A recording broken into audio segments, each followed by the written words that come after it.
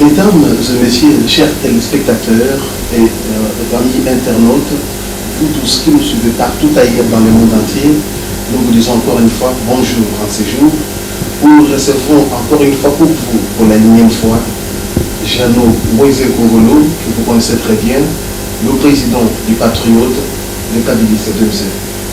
Il est le président de son parti politique, membre de la dynamique de l'opposition. Il est aujourd'hui partie prenante au comité préparatoire du dialogue. C'est pourquoi nous l'approchons aujourd'hui, enfin, de vous faire savoir aujourd'hui, de vous faire découvrir aujourd'hui ce que ce dernier garde comme secret dans son cœur pour nous le dire aujourd'hui. Voilà pourquoi, sans plus tarder, nous allons vous présenter M. Moïse Kongolo. Bonjour, M. Moïse Kongolo. Bonjour. Sans plus tarder, est-ce que ce dernier temps vous portez bien? Très bien, c'est sans problème. Notre parti, votre parti, oui. PT, se porte bien. Oui, il se porte bien, c'est le PK. Il se porte bien et nous n'avons pas de problème. Ils nous ont fait des recommandations que nous sommes en train d'accomplir. Parce que nous aimerions que savoir que vous vous portez bien pour répondre à toutes nos questions. Merci. Merci beaucoup. Voilà. La première question, Jeannot Moïse Kongolo, connu pour son opposition très radicale contre le régime du président Joseph Kabila. Aujourd'hui, Moïse Kongolo prend part au dialogue politique convoqué par le président Kabila. Qu'est-ce qui a changé en vous? Non, le dialogue n'est pas une instance du croisement de fer. Je reste tel que j'ai toujours été, radical. Mais le fait d'être radical ne veut pas dire que je ne peux pas parler aux adversaires. Je vais là-bas pour parler aux adversaires. Mais Joseph Kabila doit partir. Pas à cause de moi. Pas à cause de moi. C'est à cause de la Constitution que nous devons renforcer. Nous n'avons plus beaucoup d'années sur cette terre, mais nous devons laisser un document qui va régir ce pays. Donc, je reste radical quant à ce qui concerne la Constitution. Elle est claire. Et nous devons arriver à cette alternance que tous les Congolais veulent. Il faut qu'il y ait alternance. Il a fait son temps. Et le temps a été reconnu par la Constitution. Mais aussi, le temps a fini, reconnu aussi par la Constitution. Mais voilà, c'est pour cela que je suis au dialogue. Je suis au dialogue pour renforcer la Constitution. Je ne suis pas là pour aller plaire à Joseph Kabila. Pas du tout. Alors, vous êtes au dialogue pour aller renforcer la Constitution. Est-ce que cette Constitution est faible? Non, elle n'est pas faible. Je ne voulais pas vraiment. C'est une bonne question. Je ne voulais pas dire qu'elle était faible. Mais on veut l'affaiblir par le camp de Joseph Kabila. Et ça, on ne peut pas accepter qu'on puisse affaiblir notre Constitution. Nous avons le devoir de la renforcer et de la soutenir. Et c'est ça l'opposition. Si Joseph Kabila veut la violer, eh bien, il va nous rencontrer sur la rue. Moi, je n'ai pas de secret sur ça. Que personne ne puisse croire que parce que je suis au dialogue, donc j'ai laissé la cause de la Constitution. Non, j'y suis. Et nous devons en parler et comment arriver à soutenir cette Constitution et à protéger la population. Monsieur Moïse Kongolo, nous connaissons comment ça finit dans notre pays. Ce n'est pas le premier dialogue. Je crois qu'il y a eu aussi les consultations nationales, il y a eu les accords de Sanochiti. Nous connaissons comment cela finit souvent. Aujourd'hui, il n'y a pas tellement de problèmes, nous ne voyons pas très de complications quant au respect de la Constitution, car si, il y a des problèmes. Il y a des problèmes. La Constitution. Non, comment? Il doit violer la Constitution. C'est l'opposition qui criait. Mais nous avons des étapes par lesquelles nous sommes passés. Je vais encore aujourd'hui revenir sur ma question. Pourquoi aujourd'hui vous ne prenez pas au dialogue? je prends part au dialogue parce que j'ai peur que notre constitution soit violée. Que le 19 novembre, on ne puisse pas convoquer le scrutin. Ça, c'est très très important. Il faut qu'on en parle. Il faut qu'on en parle et en parler avec nos adversaires. Ça, c'est très important. C'est ce qui explique ma part là-bas. C'est pour qu'on ne puisse pas aller dans un chaos. Pourquoi est-ce qu'on doit mettre un chaos? Parce qu'il y a une volonté de ces gens-là qui veulent ou qui essaient, qui tentent même de pouvoir continuer leur mandat. Le mandat est terminé. Qu'on en parle, qu'on termine cette histoire et puis le pays va continuer. Voilà pourquoi moi j'ai pris part personnellement. Moi, c'est un Congolo, président du parti patriote kabiliste. Oui, de Laurent Désiré Kabila. Oui, bien sûr, parti de l'opposition, membre de la dynamique, membre du Front ou bien du Rassemblement, voulais-je dire, parti des patriotes kabilistes, allié à l'UNC. Aujourd'hui, vous prenez part au dialogue, alors que nous savons que l'opposition, donc pour faire allusion à l'opposition radicale, beaucoup plus proche du président Étienne Tshisekedi, de l'UDPS, a posé des préalables avant de prendre part au dialogue. La libération de certains prisonniers politiques, le dégagement au moins de l'espace politique aujourd'hui est fait, selon vous. Aujourd'hui, vous prenez part à ce dialogue sans que, selon d'autres opposants, ces préalables ne soient pas résolus en entièreté. N'avez-vous pas trahi l'opposition? Non, non, pas du tout. Comment trahir l'opposition? Nous sommes en train de défendre les causes de l'opposition. L'affaire des prisonniers, l'affaire des médias.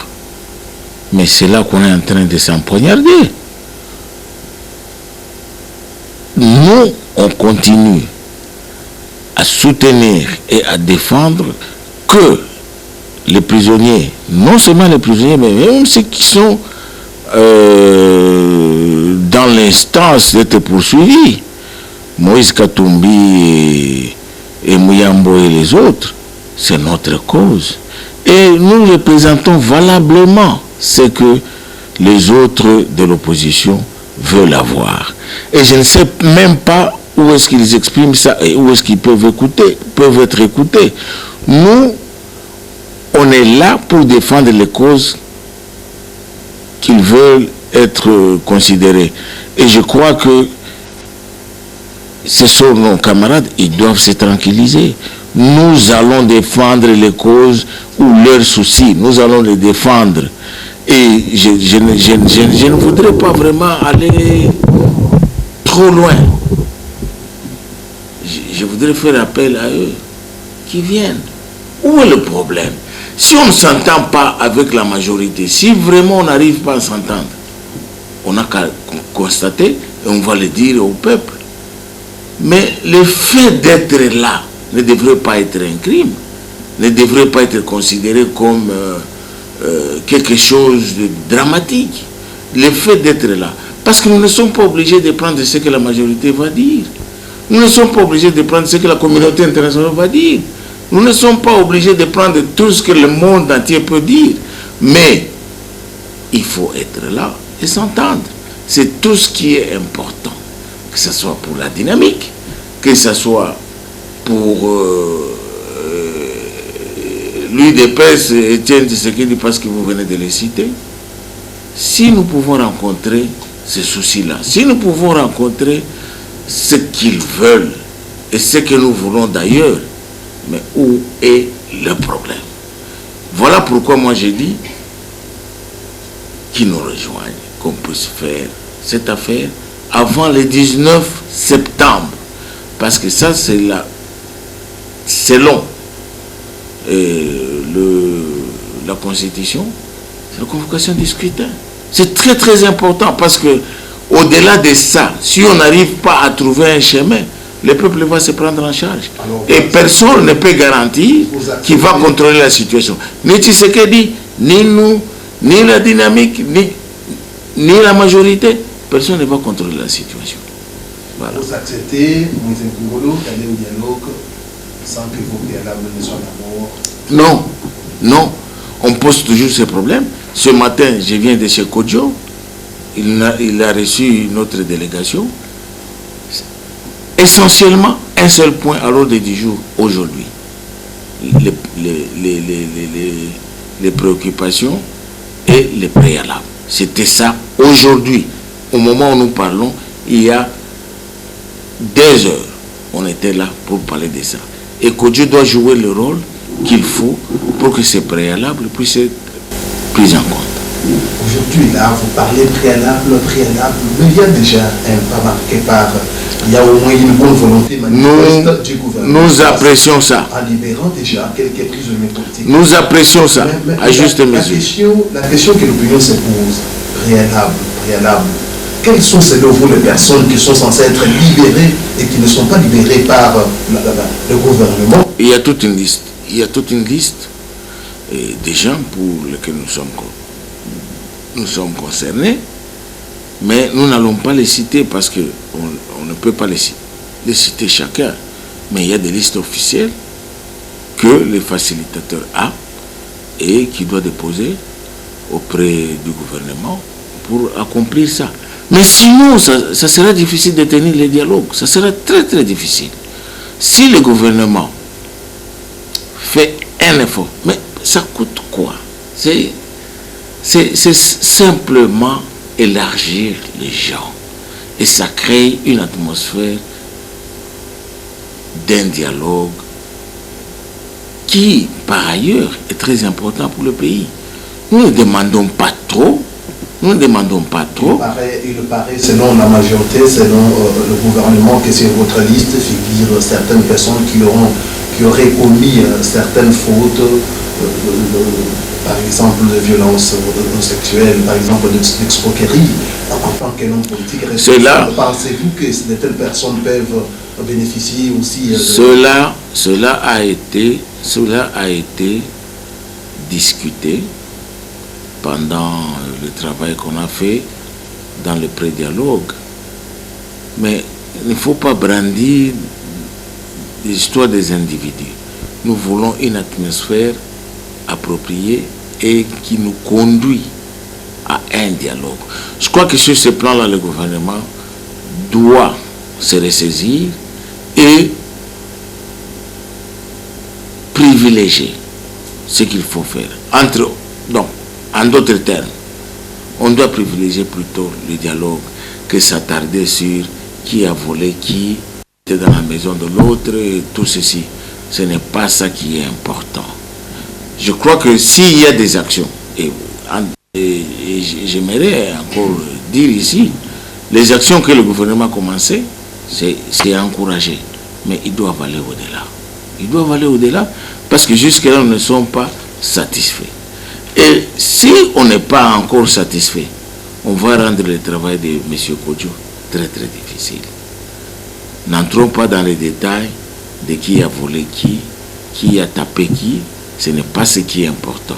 Nous avons une liste qu'on essaye d'élargir ces gens et lorsqu'on les élargit, nous serons prêts à pouvoir négocier. Il n'y a pas de problème.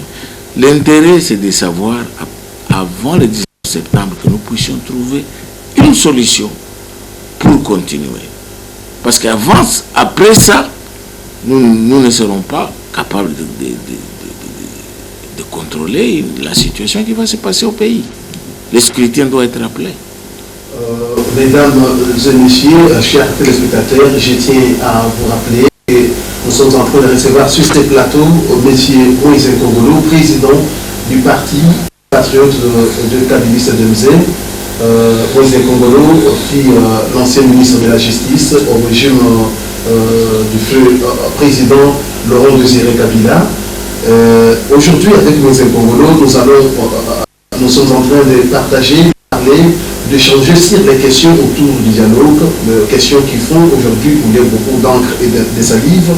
Dialogue politique, pourquoi aujourd'hui s'interroge le peuple congolais? Moïse Nkongolo a répondu, mais on pourrait se poser des questions. Quels sont les points qui seront abordés à l'ordre du jour? vous en avez, hein, je pense, débattu au cours des travaux du comité préparatoire. Très bien. D'abord, j'aimerais ajouter pourquoi je suis allé au dialogue. J'aimerais ajouter un élément important. Quand nous étions à Gerval, on avait décidé, et c'était par écrit, que nous devions avoir le panel international pour qu'on aille au dialogue. Tout le monde a posé sa signature. Inclut tout le monde que vous pouvez imaginer qui était à Genève.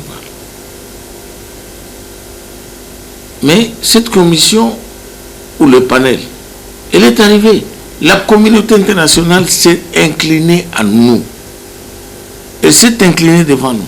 Elle nous a envoyé toutes les organisations internationales nécessaires que nous avons exigées. L'OIF, CEGEL, SADC, Union européenne, tous ces mondes, on nous les a envoyés. Moi, Moïse Congolo, je n'avais pas quelque chose d'autre à pouvoir ajouter.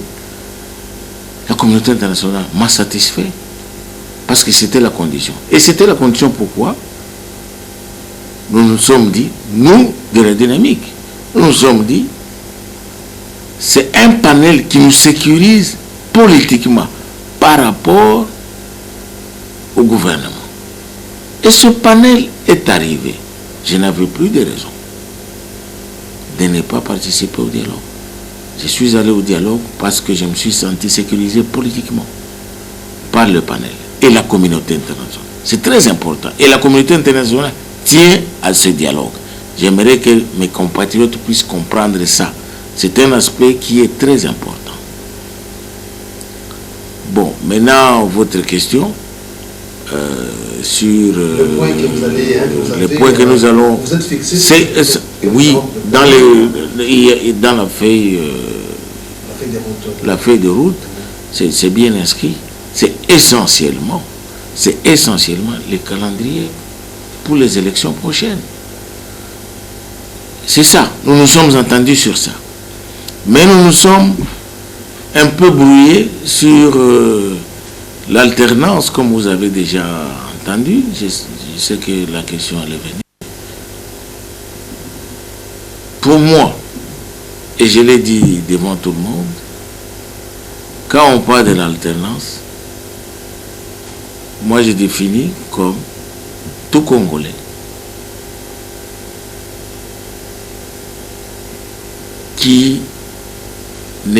qui se situe dans les critères d'être candidat, c'est-à-dire en dehors de l'âge, tout ça, d'être candidat, est éligible à la présidence pour l'alternance. Mais il y a un seul Congolais qui ne peut pas être là, c'est Joseph Kabila. C'est ça l'alternance.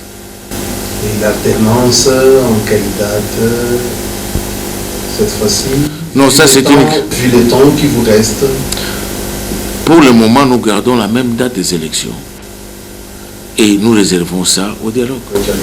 Oui. C'est bien compris. Chers internautes que nous suivez partout dans le monde, il y a la question de l'alternance qui est retenue à l'ordre du jour, qui sera débattue au cours du dialogue. Alors nous dirons tout simplement que qui vivra verra. Nous attendons la résolution du dialogue politique auquel va prendre part Jean-Moïse Congolo. Tout à fait.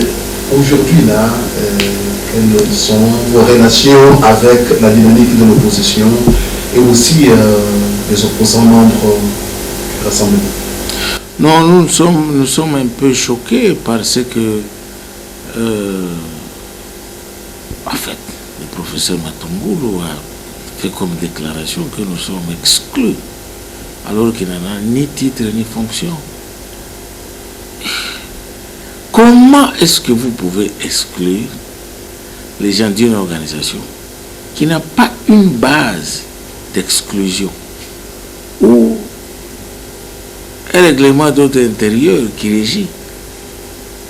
Le professeur Matungulu, il est venu en dernier instant. C'est nous qui avons créé la dynamique. Mais comment vous pouvez, en tant que modérateur, fondateur de l'organisation déclarait que tel ou tel est exclu. Ni titre, ni fonction. Voilà. Il y avait des lignes que vous étiez fixées et je pense que ces lignes-là étant franchies par vous, ne pensez-vous pas? Non, il n'y avait pas de lignes qu'on devrait franchir. Ce qui est vrai est que nous nous sommes entendus et que nous tous, chacun d'entre nous, était libre de s'exprimer comme il veut. C'est ça. Il n'y a pas eu de lignes sur lesquelles nous nous sommes entendus. Moi, je pose... Si il y a quelqu'un qui va venir le dire ici, qui le dise sur base de quoi, de quel texte, où nous avons tracé des lignes, voici.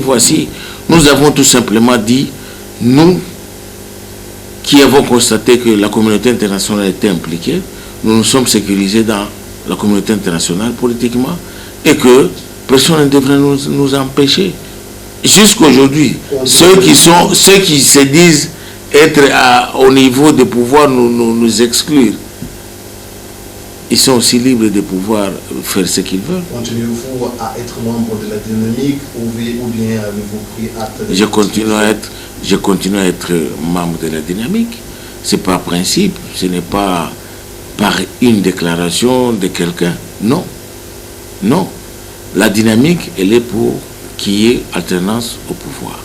Et moi, je le suis. Quelles sont vos relations avec une question de curiosité qui me tombe, vos relations avec Vital Kamerhe? Très bien. Bonne relation. Il y a eu quelque chose qui vous inquiète un peu? Moi, à mon sens, il n'y a rien eu qui puisse remettre cela en question. Il semble que maintenant, vous parlez beaucoup plus de votre parti que de Vital Kamerhe, que de votre alliance avec... Parler de mon parti, c'est naturel. C'est tout à fait naturel. Parce que ma base, c'est ça. Moi, je ne peux pas abandonner mon parti pour quelqu'un d'autre. Non. Mais je soutiens que moi, je suis là pour essayer de donner ma contribution afin que Vital Kamerhe soit président de la République. Ça, je ne l'ai jamais caché. Aujourd'hui, vous affirmez que Vital Kamerhe est votre leader? Non, pas mon leader, mais c'est lui que je vais porter à la magistrature suprême. Oui. Non, parce que moi, je peux aussi donner mon opinion lorsqu'il donne son opinion. Mais le fait de le soutenir ne veut pas dire qu'il devient mon leader, parce que le leader, c'est celui-là qui donne des instructions et on suit. Mais je ne suis pas à ce niveau-là. Moi, je suis en train de le soutenir pour qu'il soit président de la République. C'est ma conviction. Voilà. Aujourd'hui, nous n'allons pas, nous tendons vers la fin de cette émission, nous n'allons pas finir cette émission sans aborder la question, parce qu'il faut qu'on en parle quand même, ça fait aussi couler beaucoup d'encre et de salive, la question des massacres des Oui, vous avez raison. Vous battez à Kinshasa alors que vous avez raison. Les Congolais meurent à l'est du pays. Je ne sais pas. Je ne sais pas vraiment quoi dire. C'est une question très sensible et nous tous, on est très préoccupés. Moi, je ne comprends pas jusqu'à aujourd'hui. Je sais que beaucoup de gens ne comprennent pas non plus. Que le président soit venu de Beni et on continue à tuer par les armes blanches. Et on nous dit qu'il a envoyé l'armée là-bas et l'armée est en train de faire des exploits. C'est faux. Ça met le chef de l'État dans une situation où on le suspecte d'être complice. Je ne dis pas qu'il est complice, je dis ça le met dans une situation où nous suspectons tous qu'il est complice. Pourquoi est-ce qu'on ne ferme pas ces frontières? Les fermer. Comme ça on arrange le problème de l'intérieur. Et les frontières du Rwanda et les frontières de l'Ouganda. Mais le chef de l'État va traverser chaque fois. Il a quitté l'Ouganda, il est allé au Rwanda. Vous traversez des frontières qui ne sécurisent pas la population. Comment? On est responsable ou on ne l'est pas? Pourquoi ne pas fermer ces frontières et que quand on trouve ces étrangers dans notre pays, ils sont en violation? Moi, à sa place, je fermerai. Et tant qu'il n'a pas encore fermé ces frontières-là officiellement, il est complice dans cette affaire. Aujourd'hui, qu'est-ce que cette situation vous interpelle à quoi? Ça m'interpelle. Il faut de la vigilance. Qu'il faut beaucoup marcher. Moi, je n'ai pas confiance.